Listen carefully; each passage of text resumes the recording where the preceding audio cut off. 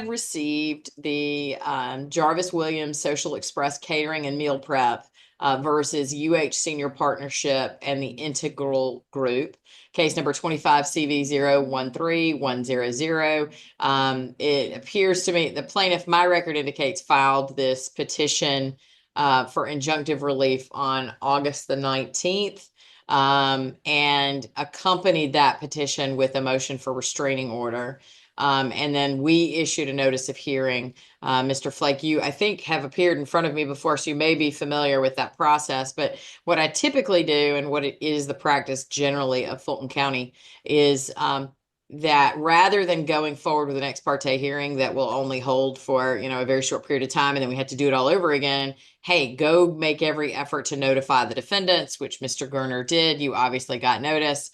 And so what I have also had the opportunity to read in advance of this morning's hearing is an affidavit filed by Watchtower Security that Mr. Flake filed on behalf of his clients. So here's what I think I understand about this dispute.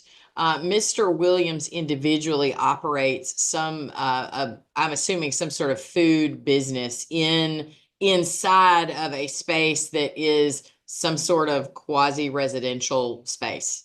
That's about all I understand from what's been filed. And that Mr. Williams has paid rent, and at least in the pleadings that I've seen, there's been no allegation of any non-payment of rent or other issues, but that sometime in, I guess, late August or maybe early August, I'm not exactly sure which, sometime in August, Mr. Williams had some sort of interaction with a resident of the facility, and as that I think I understand was not reported to police.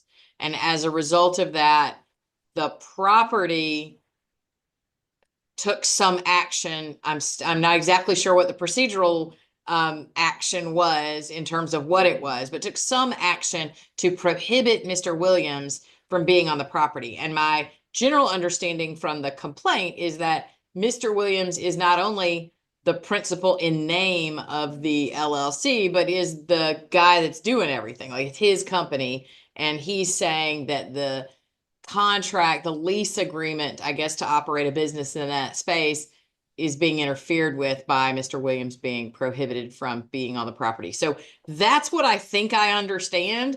If I'm not complete or if I've said anything wrong, Mr. Gerner, you're the one seeking relief. So tell me what I've said wrong or what else I need to know, and let's take it from there. Yes, Judge. So it was reported to Your the Honor, police. I don't mean to interrupt, but may I pose a question? Yes. My understanding of the posture that we're in, and Your Honor did a remarkably good job in a short time of summarizing what I think the plaintiff's view is. I would just ask that Your Honor apply the judicial skill of reserving any judgment until you hear the other side, which I think you'll find is dramatically different as a matter of fact. But my understanding of where we are is that while it's not a true ex parte hearing, we are operating on an emergency basis for a TRO hearing, meaning that the court is called upon to decide whether there are specific facts indicating an urgent and immediate irreparable harm. So, in other words, I have still had very limited time to prepare. I haven't had time to prepare papers. We're going to ask Your Honor to deny this. We think it's due to be denied, but to the extent that the plaintiffs want to persist in this effort to seek injunctive relief, then we, of course, would ask that this be noticed for an actual interlocutory injunctive relief hearing, in which case then the court would have a more fulsome record, would have briefing, and would look at the legal issues in the case, which is an important aspect of it because there's some major issues about the fundamental merit of a number of these cases. So, in brief, I just wanted to make sure that the court's understanding was the same, was that we're here operating under that, under that TRO standard, that heightened standard. You are correct, Mr. Flake. And I should say, before I throw it over to Mr. Gerner, Given your very recent entry into the case, Mr. Flake, have y'all had a chance to discuss whether there is anything that can be worked out among the parties? Because oftentimes these TRO hearings, once everybody gets together, the parties, especially in my experience in a business context, are able to resolve those issues. Have y'all had a chance to talk, and do you think that me sending y'all to a breakout room to have a conversation would merit any fruit, Mr. Gerner? We haven't had an opportunity to talk. I'm more than willing to. I find in civil cases a lot of times when counsel can get in a room together, we can get things worked out. So if Mr. Flake has no objection, I would be fine with going to a breakout room to discuss for a couple of moments. Mr. Flake, what are your thoughts? I am happy to discuss. In fact, I'd be delighted to discuss a resolution of this with Mr. Gerner. I would say this, though, Your Honor, and it goes to part of what I'll share on this motion. More than a month ago, Mr. Williams agreed to resolve this issue. From our perspective, agreed to these restrictions and agreed to move out. And I'll show Your Honor that email that indicates a clear written acknowledgement of that. So, okay. Well, let me interrupt you for a moment, Mr. Flake. I apologize because I do have a criminal calendar that starts at 9:30, and so I need to be efficient with my time. And it feels understood. like, given your respective positions, even if you are able to work it out, I think it may be best for us to go forward today. So we're gonna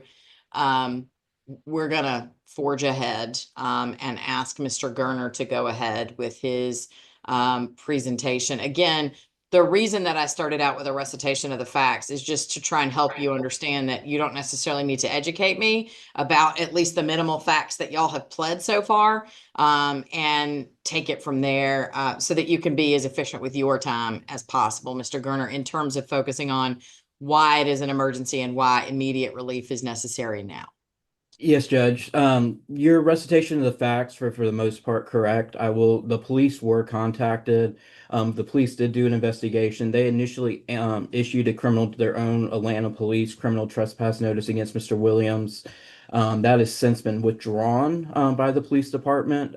The captain of the police department has updated the police reports because she felt like her officers did the incorrect thing, and in my understanding, basically escorted Mr. Williams back onto the property.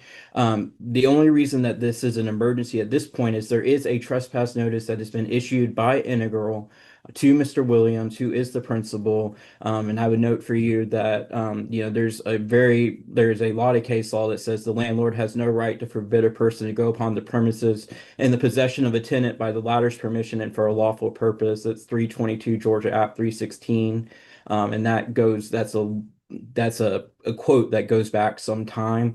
Your Honor. Certainly, but I would imagine that what's unique about this circumstance is that in order to access the space that he has leased, he has to walk through and access common areas that involve interacting with other residents against whom, at least right now, Integral has argued he need to be protected from Mr. Williams. Yeah, Your Honor. The way the layout is essentially there's a back loading dock that Mr. Williams uses. He goes into the building and then gets on an elevator, and it basically takes him directly to his kitchen. Like you did point out, he is the principal. He runs this business. This is his business. He has 1 or 2 employees. He has a large city contract serving food to after-school children through the city that he would lose if he's not able to perform every day. That contract is if he was to lose and not have access to the building, he would lose access to that contract, and it's caused him his business irreparable harm. I think, and the emergency is anytime he might go onto this property, he's facing threat of arrest, which can also impact his contract. So I think between those two things, we're entitled to a temporary restraining order, and then of course to come back to argue more permanently for an injunction at some point in the future. Okay. Before I hear from Mr. Flake, what about his representation that at some point, well, actually, I have a couple of questions. So I'm not sure I understand what this space is. Like, is it because obviously I'm hearing the word resident, so I'm assuming that these are people who live in this space, but also Mr. Williams is operating a business. And those So two things happening in the same space aren't that common. Um, yes, Judge. So it was an assisted living facility okay, and then it was converted over into independent living. So Integral no longer needed the commercial kitchen because they no I longer see. serve meals to the residents. Okay. So the kitchen within it is from the when it was an assisted living facility, and Mr. Williams now uses it as basically a ghost kitchen where he prepares meals and then takes them out to deliver to the community. He has a Oh, contract interesting. with APS, Okay. things like that. And I apologize. What was your second question? I'm sorry. No, I Uh, think that was it. yeah, It was just because it was odd for me I needed to reconcile the resident plus commercial kitchen and now I yeah. understand. Okay, thank you, Mr. Um, Garner. Um, and Oh, and then my second question, the second question I had was, what of Mr. Flake's representation? I'm sure I'll hear more about it in just a moment. That there had been some discussion so clearly your petition asserts, and I've gone back and looked at it now when I was saying I wasn't sure that this incident happened in August, early August. And there was, I don't know what, because these are just pleadings at this point, but clearly there was some negotiation and discussion between Mr. Williams and Integral about his lease because there was a discussion of the fact that the deposit he had paid would constitute rent through November. yeah, And that you have alleged, and so I'm assuming Mr. Flake is going to say that as part of that negotiation, Mr. Williams agreed to leave the space, although I don't know when or how, presumably when his lease ran out. Can you update me on yeah. your understanding of that, Mr. Garner? So if it's the email I have seen, the email said he would attempt to leave if he could find another commercial kitchen space that would meet the needs of his business. When you open, I've learned a lot the last couple of weeks about opening a kitchen. You know, there's a lot of steps you have to go through. You got to get it inspected. It has to be cleaned and everything else. And he said if he could find a place to go to, then he would put in his 90 days or whatever notice to terminate the lease. I mean, it's a 3-year lease with an option to do 3 more years that was just started in February. So he said he would attempt to leave if he was able to find a space, but he never made that he never gave them the written notice, I am leaving, if that makes sense. Okay. And then I will also note, Mr. Flake, that the affidavit that he submitted was an affidavit from a security company that certified that there's some link that I am not able to access right now because I'm just looking at a PDF with a link address spelled out. But there is some link that this altercation with the resident that resulted in the criminal trespass warrant was recorded. Were you aware of that, Mr. Garner? And have you had a chance to view that I recording? have I reviewed the recording. I think from what my clients have told me, and then viewing the recording, I think there's parts of the altercation that were not caught by the recording. Mhm. There was an elevator. Our position is that the resident was the aggressor, and that there was an altercation. I will freely admit to that, but that the resident was the aggressor and that Mr. Williams was protecting his wife from a resident that placed his hands on his wife first. Understood. Okay, understanding that is your motion, so I'm going to let you have the last word. Anything else you want to add for now before I turn it over to Mr. Flake? No, Judge. Okay, thank you, Mr. Garner. Mr. Flake? You're muted, Mr. Flake. Wouldn't be a Zoom hearing if I didn't have to say that at least one time. But believe me, I know one would think. Recognizing that the court has a 9:30 hearing, I will get to the critical piece, which Your Honor identified, and that is, as a property owner and a landlord, there is a duty to keep premises safe and secure. And the landlord, based on an incident that I'll review with Your Honor, made a determination as to an individual, not as to the business, that there is a threat to safety and security on the premises. There's no emergency. There's no urgency. And to the contrary, as I mentioned, there's been an agreement that, and it was a bargain for exchange after this restriction was put in place, that rent would be applied in a certain manner, that Mr. Williams or the business actually would look for a new location, and then would provide notice.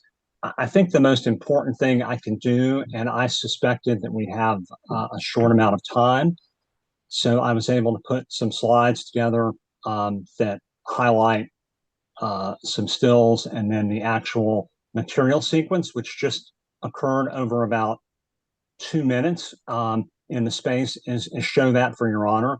And there's no sound.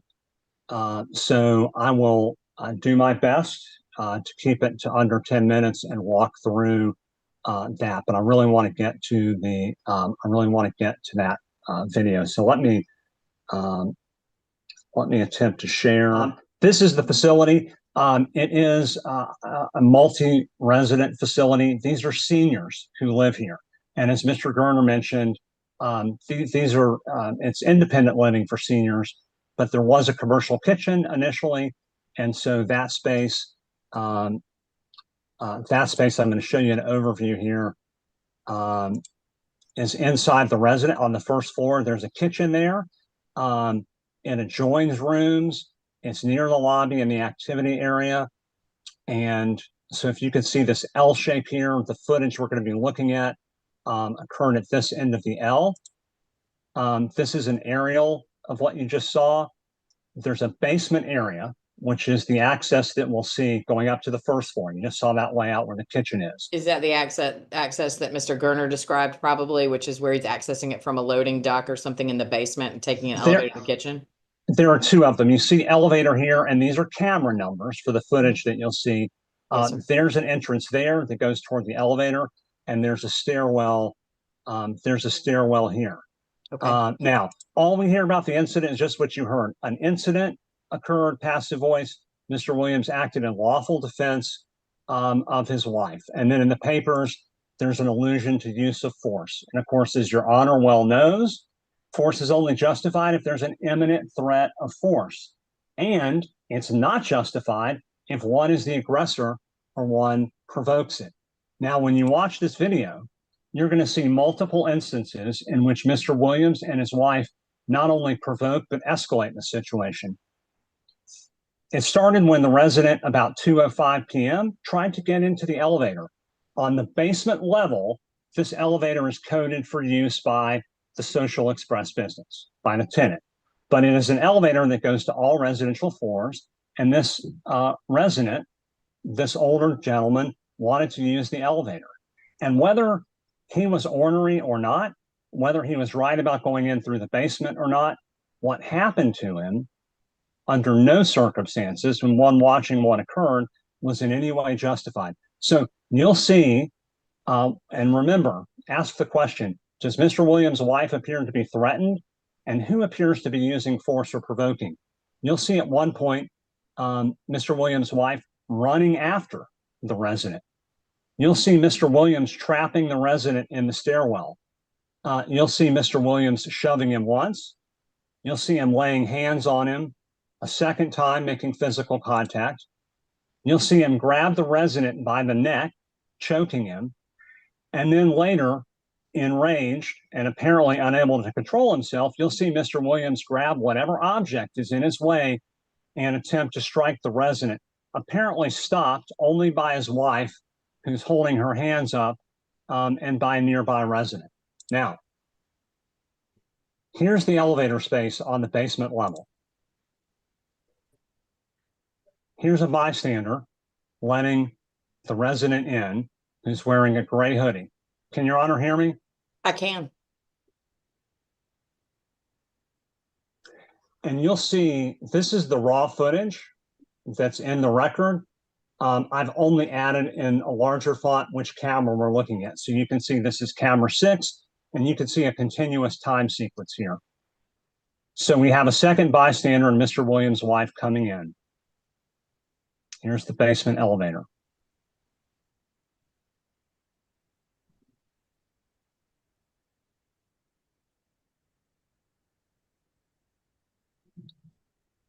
Blocking his way, he goes around. It's a double-sided door, so he's going right around to the other side.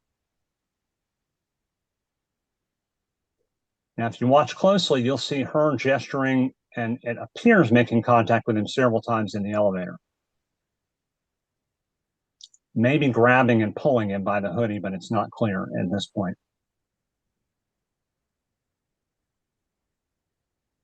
She's calling Mr. Williams. Now it's 2:05. There's the contact. And here he is, pulled in,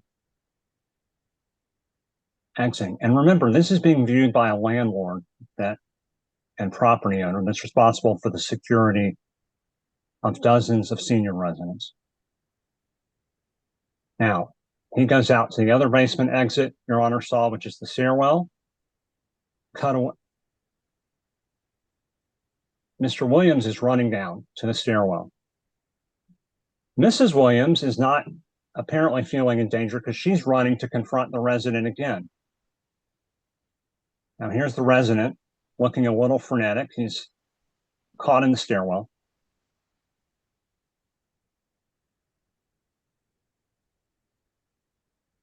At this point, only after he's been struck and choked does he reach in his pocket and pull out what appears to be a penknife or a pocket knife.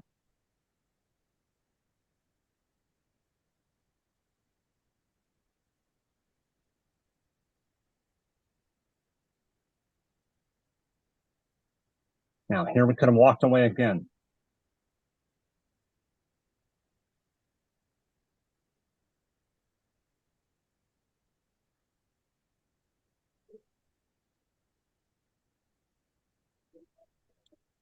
Now, the full video is here. We'll send a copy to the court opposing counsel. The footage is already in the record, Your Honor. But I do have one question factually. Who is the young man with twists that's in the video? Seems to be a bystander. He came in initially.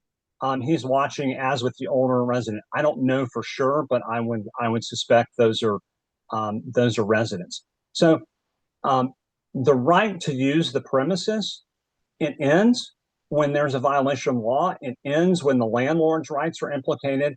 It ends when the landlord's duties are impacted to keep the premises secure. No one watching that and then reading this complaint can come away with the idea that there's been, at a minimum, a fundamental and material omission about what happened. But putting that aside, really what the court's being asked to do is issue a mandatory injunction to put Mr. Williams back in amongst residents. And as Your Honor knows, at this point, the landlord's on notice of violent proclivities. We can't take the risk with a single resident, let alone this one, provoking Mr. Williams again. Premises liability says that landlords has modified and triggered duties when it's on notice of a threat. This was not a light decision. And after discussions with Mr. Williams, after issuing the restriction, let me share one more time very quickly. There was an agreement. I'll put the email and send it into the record, but there was an agreement after the restriction. This is the property management company's email. We're offering you the option to terminate your lease without penalty. Remember, the landlord could have proceeded against the business, but the business is still operating, is still serving food, is still serving customers. This was asked to Mr. Williams individually. This will give you flexibility to secure new space without immediate time pressure as long as you notify us 60 days. Mr. Williams, okay, I'd like the last 3 months of payment. This was his security deposit that was paid up front to go toward the remaining time I'm here, starting with August, as opposed to a refund at the end. I need all the collateral I have in order to move. Can we agree on this as well? No objection. Okay, that's part and parcel of an agreement under which he would not come back into space individually after this notice for the safety of residents. He would be allowed, without the landlord invoking what he would owe on the rest of the lease or declaring lease against this company, to go and secure new space. And that was more than a month ago. And we're hearing that there's an emergency. If Mr. Williams, as he apparently intends to do, tries to come onto the premises again, it will and should be the integral entity who's coming to Your Honor to seek an injunction.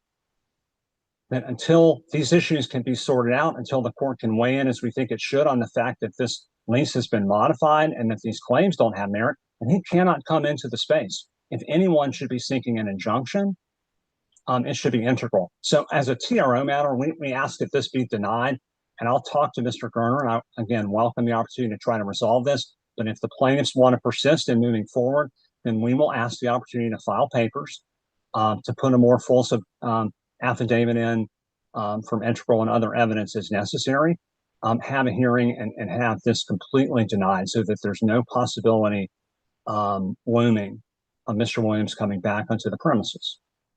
Thank you, Mr. Flake. I have one question before I throw it over to Mr. Gerner for rebuttal.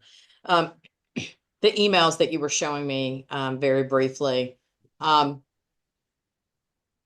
I understand you're pointing to the discussion of acknowledgement, it seems like, of some indication of intention to leave and negotiating how the rent will be paid. It looked like some of the discussion was, as long as you give us 60 days notice. Is your position that the agreement in that email where Mr. Williams is negotiating constitutes that 60-day notice? Is that a question for Yes, Mr. sir. Gerner? No, that was for you, Mr. Flake. It looks like to me, and I'll send Your Honor the full email, and this is also what I understand from my conversations with my client, that that if the business without Mr. Williams, in theory, if it wanted to continue in the space without his presence, I don't think anything in the email says this is the 60-day notice or necessarily that we're leaving. That was my read on it. But okay, and so that was really my question, is that if Mr. Williams were if Social Express Catering were going to vacate, your client's position is, although there was discussion about 60-day notice, because that's what the email said, as long as you give us written notice of 60 days, that notice hasn't yet been given. And so Social Express continues to have control of the property, and it is only Mr. Williams that's being excluded from the property. That's your client's position, correct? That's correct. Continues to have the limited use rights under the lease, which is actually a usufruct, but that's a different question. That's correct. Social Express. Oh my Lord, Mr. Flake, are you trying to make me have flashbacks to law school? I really don't think I've heard the word usufruct since law school. It's a good word for cocktail conversation, but Indeed that it is. That is our view, that if we haven't received the notice, that Social Express still has its rights under the lease agreement.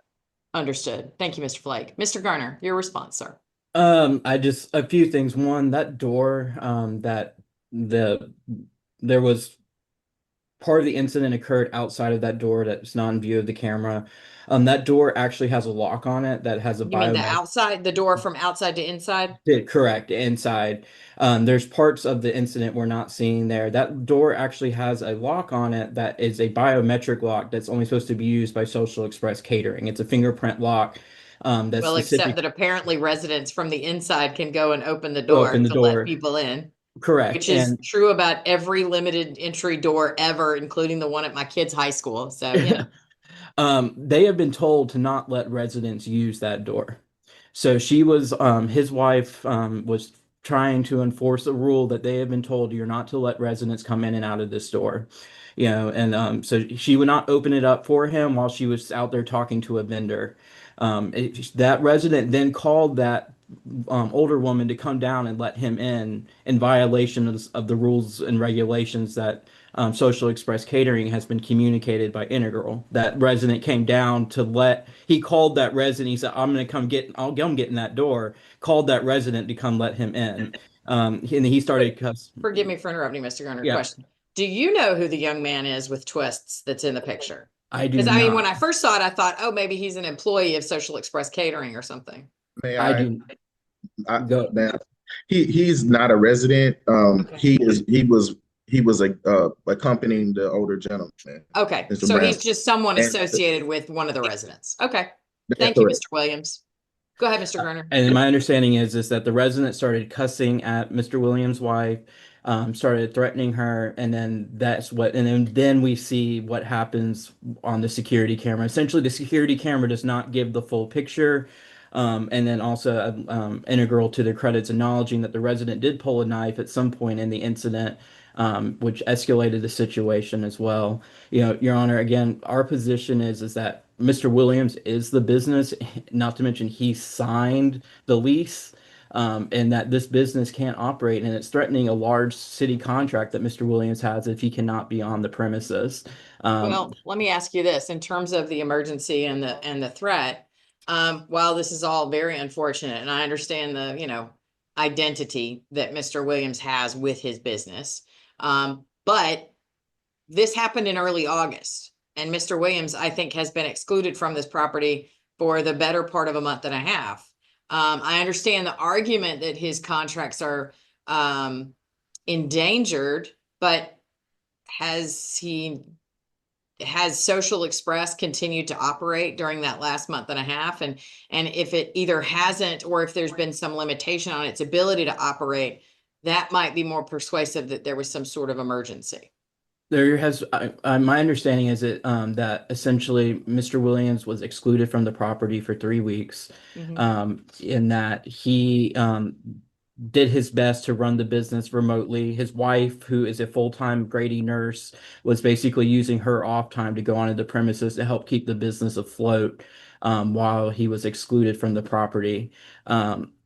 Your Well, Honor, let me make sure I understand. So when was he first excluded from because you say it like it's a closed window and that he's no longer been excluded.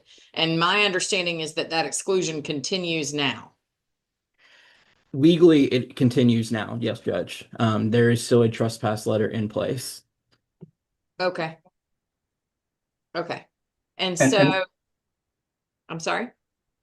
Just, Your Honor, I didn't mean to interrupt.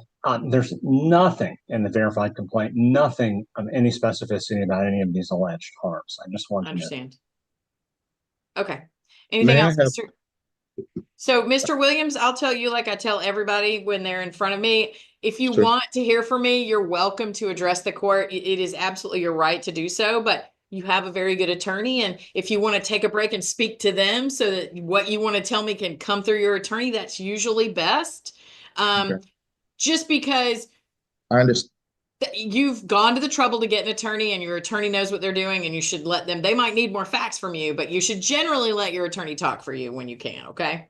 Understood, Judge. Okay. Thank you. Now, having said that, do you want to take a moment to speak to Mr. Gerner or?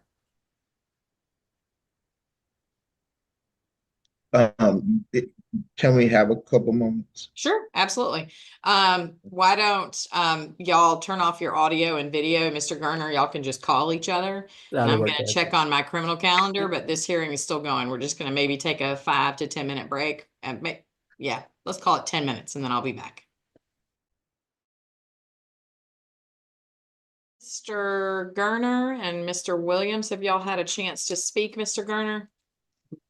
We have, Judge. Okay. I'm actually would like you to hear from Mr. Williams' wife, if you're willing to hear 1 or 2 minutes of testimony. I think that Sure, might be Mr. Flake. I mean, it is a TRO, but I'm going to let you know in advance. I would like to know if you have any objection to 1 or 2 minutes of testimony from Ms. Williams. I don't, and to the extent there is hearsay or other objectionable material, just in the interest of time, I'm just going to reserve my objections, but I don't have an objection. Sure. Okay. Mr. Gerner, you can go ahead. Ms. Williams, can you unmute the Zoom that y'all are on? Thank you. And if you'll raise your right hand. Do you swear the testimony that you're about to give the court will be the truth, the whole truth, and nothing but the truth, so help you God? I do. Okay. Thank you, ma'am. Go ahead, Mr. Gerner. Miss Williams, why were you at the property on August 4th? So I operate in the role of COO. That day we had meals. That was our first day back operating the contract. And so I was on site to train staff, help get food out. All right. And you also have another full-time job, correct? Yes, I am a registered nurse full-time at the hospital. All right. Can you tell Judge Krause what happened when the resident approached you outside the service entrance? Yeah, of course. So I was standing outside, one of my staff members, she was done for the day and she was leaving, we were just having a quick conversation. The resident, the older gentleman, as well as the younger man that you see on camera, approached me. The older man asked me, hey, can you open the door for me? In which I let him know that, I didn't know who he was. It just was a random person walking up to me. And I told him, I wasn't comfortable. I'm not supposed to open this door for anyone, other than my staff. And so he began getting hostile. Who said that? Who said that? I let him know that was, coming from the property manager. That's what I was told. And he began asking me, well, where is he supposed to go? I let him know there's a front door entrance that, everyone enters through. Again, began getting hostile, cussing me out. Okay. He said, okay, bitch, well, we'll see. I'll get this door open. I simply said, okay. I didn't go back and forth with him. He then made a call. And then you see the older woman comes down and she opens the door for him. Mm-hmm. And then he gains access to the building, and then what happens next?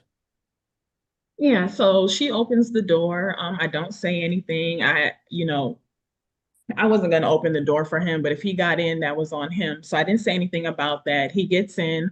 I finish up the conversation I was having with the staff member.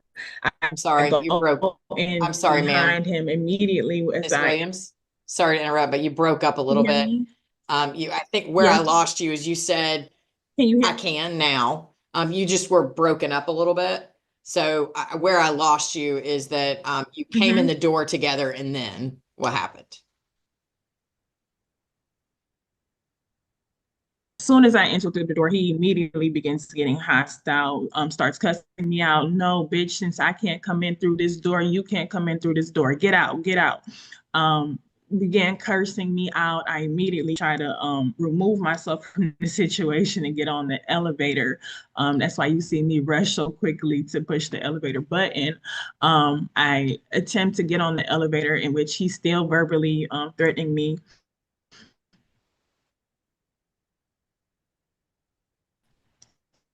I tell him to him, and then I proceed to try to get on the elevator, in which he's still cursing me out and attempting to now get on the elevator with me while continuing with the verbal threats.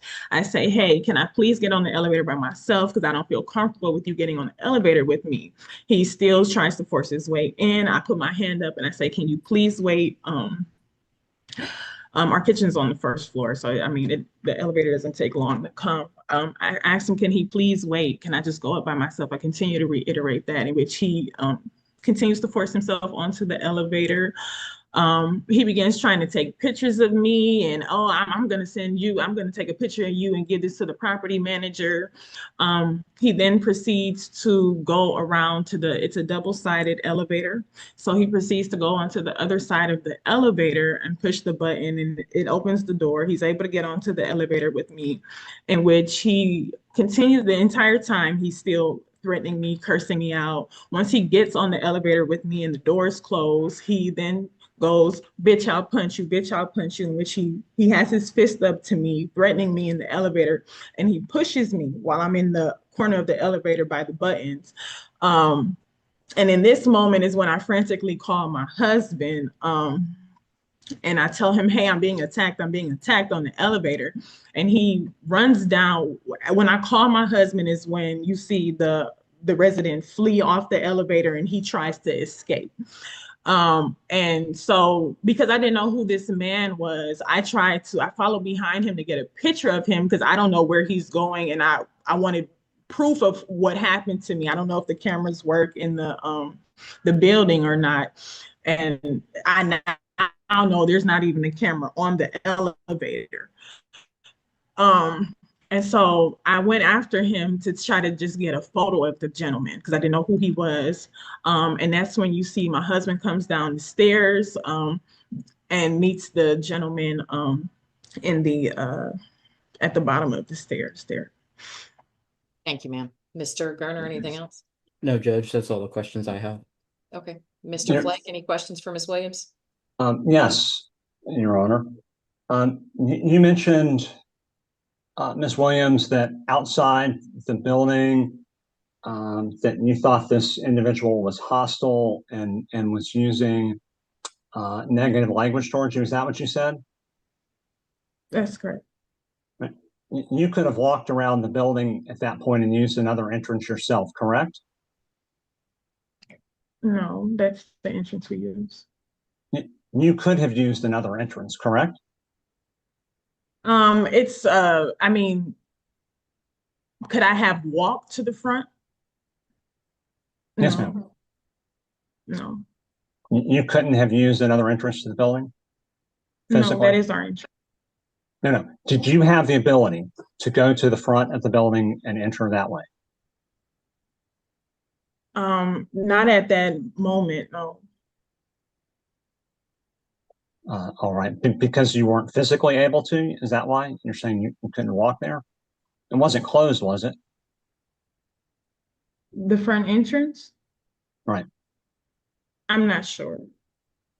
After these hostile words, you didn't call the property manager, did you? I personally don't. I did not call the property manager. I don't have the property manager's number. Right. And you didn't try to look it up at that point, right? I'm sorry. You didn't try to look up the property manager's number, did you?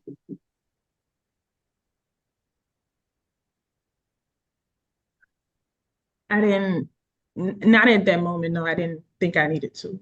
No. And as we saw on the video, you walked in together with the resident into the building, right? No, he walked in before me. And you walked in behind him, correct? I walked in after him. Yes. Right. So you weren't afraid for your physical safety, right? Because you followed him in. Is that right? No. Now, you opened the elevator. You didn't have to open the elevator, did you? Yes, that was the only way I could get upstairs at the time. You could have used the stairwell, right? I believe I had some equipment with me that day, actually, that I couldn't But you carry. could have, ma'am, you could have used the stairwell, right?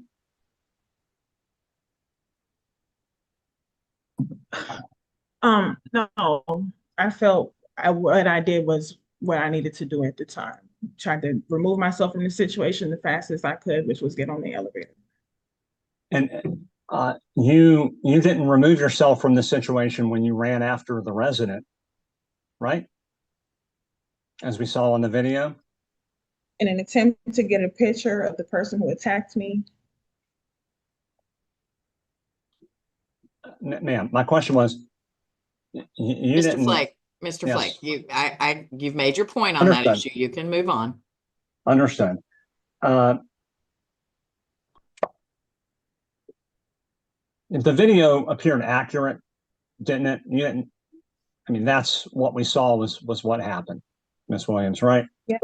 There are missing parts in the video that you don't see. You don't see him on the video attacking me at all. There's no video footage in the elevator. I'm the one who called the police about my attack. No one here is looking at me as the victim in this situation at all. I'm the one that was physically assaulted first. You don't see that in any of the video footage that you showed today. It appeared, Miss what? Verbally assaulted me. The video doesn't have any audio, nor does it have any footage of what happened in the elevator. The only reason I called my husband was because I was physically being assaulted, in which the man actually did have a pocket knife on him at the time of my assault, in which I didn't know. So this could have been, it could have went extremely bad for me. I was by myself in a situation where I was locked in with on the elevator with this guy. He could have, hurt me even if he did that day. So. Ma'am, we saw on the video that there was probably less than 30 seconds in the elevator. Do you agree that we saw on video that you appeared to put hands on this individual in the elevator first? Is that what you saw? So you see, no. All right. No. You see me put my hand up. Your Honor, I don't have any further questions. Okay, Mr. Gerner, any follow-up on those questions? No, Judge. Okay, thank you, Ms. Williams. Anything else, Mr. Gerner? No, Judge. I again, nothing in the lease allows this exclusion. I mean, this is completely a contract law. They are the victims in this case and are being treated like they're the aggressors. And, you know, this was a traumatic attack. She was harmed. You know, this resident harmed her. And then, you know, on top of that, you know, there's now a threat to their livelihood. And I would ask that you allow him access back into the building so that he can take care of his company, take care of his business. There's irreparable harm here, customer goodwill in this large contract, you know, that can't be fixed with monetary damages, you know, that could impair him ever being able to get a city contract again. And he has other customers as well. I would ask that you issue a TRO and allow him to resume. There's no threat to the community. And I would also stress to your honor, you know, if there was a resident that attacked another resident, you know, Integral could not just issue a trespass notice. They would have to go through process in order to either declare their lease in default and file for an eviction before they could remove the resident. It's the same here. You can't just issue a trespass notice against a tenant, especially against the tenant's basically sole agent. I think the case law is pretty clear about that. So I would ask your honor to issue the TRO. Okay. So there are two things that I want to look at. No, Mr. Flake, you don't get to say anything else. I know you want to. There's two things I'd like, Mr. Gerner. To the extent that the case law you're relying on is not already in your brief, if you would please email me a citation to, and Mr. Freehoff, when I say me, I mean Mr. Freehoff, email Mr. Freehoff the citations to that case law. Because obviously what I want to look at is, I suspect that part of the disconnect here from your client's position is that the tenant is Social Express, not Mr. Williams. And while obviously Mr. Williams is the principal member, if not the only member, he's certainly the primary individual or person who's operating that business. And I understand the interconnectedness of those things. It legally may matter. And so I want to look at those cases. The other thing, Mr. Flake, is if you would please email me, or Mr. Freehoff, the link to the video. Now I don't want anyone, particularly the Williamses, to think that I'm not particularly focusing on the video one way or the other, because it's just it's a capture in time. And I've heard testimony from Miss Williams about things that occurred that aren't on that video. And so I'll take it for what it is. And I, not in this context usually, but I am often called on to make a determination pre-trial as to whether something was justified defense of self or others versus, some sort of being the aggressor, et cetera, as the parties have argued. And so those are really the two things I want to look at. I'm going to look at those today. And then I will, understanding that this is an emergency relief that has been requested, I will probably have Mr. Freehoff email the parties either today or first thing tomorrow with what the court's ruling is going to be. And then we'll likely, depending on whose favor I rule in, will ask one party or the other to provide me with a proposed order. I will tell you, because of the nature of the relief, if I rule in favor of Mr. Williams, it will obviously be a very short window of time that Mr. Williams will have the benefit of any temporary relief until we can get a more fulsome evidentiary hearing with other witnesses, including potentially that individual that's also on the resident that's also on the video, and perhaps more importantly, information from the parties about the nature of the harm and Mr. Williams' ability to operate the business, or their, expectation. So that's really what I'm going to be looking at if I rule in favor of Mr. Williams. If I do not rule in favor of Mr. Williams, it's going to be based on a finding that I've not found on an emergency basis irreparable harm in the exclusion of Mr. Williams. And that's what I'm going to be looking at. And I will give you, if you guys will email those two things that I've requested, I will review those matters and look a little bit more at the research that the parties have asserted, and then I will let you guys know what my ruling is going to be. Anything else, Mr. Flake? On a housekeeping note, Your Honor, I believe I'll have a declaration that puts in that email from Ms. Judd from the Integral Group that I can submit Okay, today. I'm certain that Mr. Gerner won't have any objection, given that it's communication between the two parties in the case. It would certainly be admissible and likely authenticatable. And so, Judge, I'm not going to make him go through that extra hoop. I'll save his client the 0.5 or whatever it would take for him to draft that affidavit. So I'm fine with it.